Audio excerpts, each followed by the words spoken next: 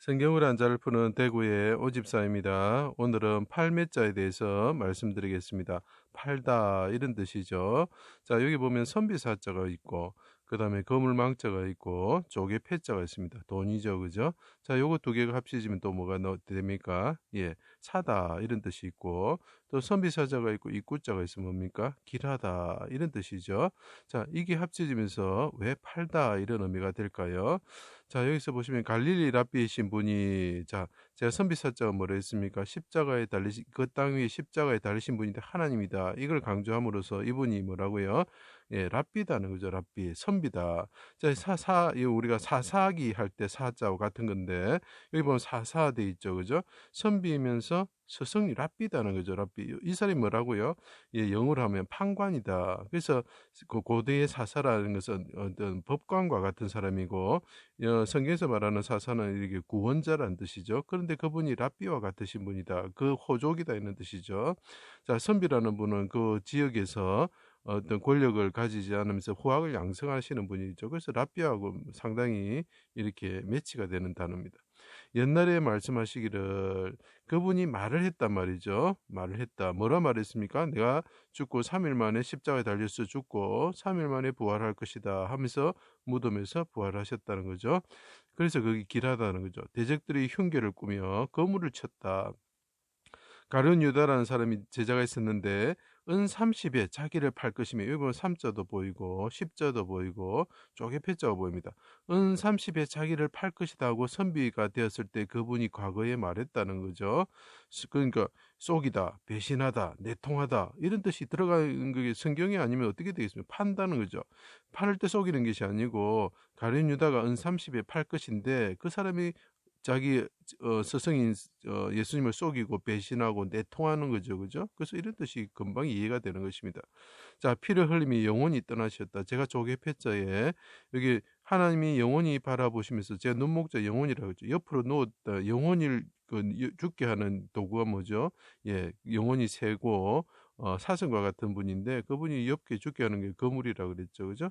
자, 피를 흘림이 영원히 떠나 너희를 위하여 피를 흘리심으로 3일 만에 또 부활하신다. 그러니까 3, 1, 여기 일자가 보이죠. 눈목자에 3일 만에 부활하여 피로 사서 하나님께 드리신다. 그분이 가룟 유다한테 팔리셔 가지고 자, 선비 되시는 분이 돈에 팔려 가지고 건물이 그 사람들이 대적들이 그 계략에 빠져 팔리셔 가지고 십자가에 달리셨는데 그 오히려 그분이 영혼이 떠나실 때 그분의 영혼을 대가로 들이시면서 우리를 사신다는 거죠. 그래서 이게 삶의 자가 있어야 되는 것입니다.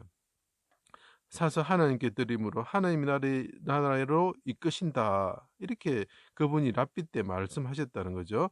십자가의 랍비시자 사사와 같으신 구원자이신 하나님이신 분이 달리셨다. 그래서 사자라는 것은 사사와 같은 분이라는 내용을 포함하고 있다는 것을 꼭 기억해 주시기 바랍니다. 자, 여호와의 날 해가 빛을 잃을 때에 비밀이 친 그물에서 빼내소서 내 영혼을 아버지 손에 부탁합니다. 이건 시편 31편 내용을 합쳐서 제가 말씀을 드린 겁니다. 내 영혼을 아버지 손에 부탁합니다. 그리고 용사처럼 사사처럼 보면 서성사자가 꼭 들어갑니다. 참 재밌죠, 그죠? 랍비란 뜻이죠. 크게 소리치시고 그러니까 랍비와 같으신 분이 선비와 같으신 분인데 이 사람이 뭐라고요? 백성을 구원하는 자가 된다는 거죠. 그분이 판관이라는 거, 심판하시는 분이라는 거죠. 자, 크게 소리치시고 자, 부르짖을 혼자가 보입니다. 여기 날일자가 옆에 누워있죠, 그죠? 메시아가 날과 그 해배와 같으신 분이 죽었다는 거죠, 그죠? 그 영혼이 떠났다는 거죠. 그분이 그 십자가에서 크게 소리치셨다. 용사처럼 소리치셨을 때 어떻게 됩니까? 그분이 대적을 멸하시고 시온산에 영원히 거하시는 분이 되는 거죠. 그게 길한 일이죠, 그죠? 영이 떠나셨다. 랍비로서 말씀하신 것처럼 옛날에 랍비로서 말씀하신 것처럼 예수님이 부활 후에 이 사사 되시는 분이 무덤에서 일어나셨다는 밖에 나와 있는 거죠, 그죠? 무덤에서 자던 자들이 일어나게 만들으셨다. 그래서 일어나서 거룩한 성에 들어가게 하셨다. 이게 길할 길자가 되는 것입니다. 자, 이래 되면 이걸 이제 이사야서에 뭐라 표현하냐면 값없이 너희들이 팔린 자들을 돈 없이 속량하셨다. 이렇게 말합니다. 자, 이분이 그 대적의 계략에 의해서 돈에서 팔려가시죠. 그죠?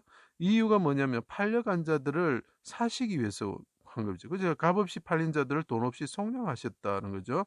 자, 가룟 유다가 예수님 팔 때에 군호를 짜 예수님을 결박했던 군사들이 있었는데 또 이제 군사로 사용됩니다. 군사들이 또 말을 하는 거죠. 군사들이 뭐라 말합니까? 된 일을 보고 그 눈목자 표현합니다. 하나님의 아들이다. 여호와께서 임하셨다는 거죠. 자기 시온산에 예루살렘에 임하셨다는 거죠. 여호와께서 해산한 여인처럼 영이 떠나시고 이것은 죽음을 의미를 합니다. 라헬을 보면서 그게 라헬이 메시아를 나타내는 거죠. 용사처럼 사사처럼 삼손처럼 부르짖으셨다. 자, 그래서 늘 해산한 여인과 용사가 같이 등장합니다. 자, 삼손처럼 사사죠, 그죠? 자, 랍비란 말이 여기 꼭 성경에는 나와 있습니다. 그러니까 우리가 사사라는 말을 쓰는 이유가 한자에는 꼭 그것이 그 사람이 랍비라는 것을 그 스승이라는 것을 나타내고자 이 사사라는 걸 쓴 것입니다.